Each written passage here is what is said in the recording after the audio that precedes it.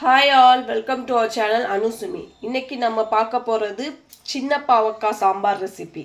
பாவக்கான்னு சொன்னாலே கசப்பு தான் ஞாபகம் வரும். ஆனால் இப்படி பாவக்காய் சாம்பார் பண்ணால் கசப்பே தெரியாது.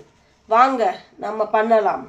2 பெரிய வெங்காயம், 5 தக்காளி, 2 பச்சை மிளகாய், 1 பூண்டு, கருவேப்பிலை, கொத்தமல்லி தேவையான அளவு, வேக வச்ச துவரம்பருப்பு, அப்புறம் பெருங்காயத்தூள். குக்கரில் ஆயில் ஊற்றி வெங்காயம் உப்பு போட்டு வதக்கவும். நெக்ஸ்ட் சின்ன பாவக்காவை போடணும்.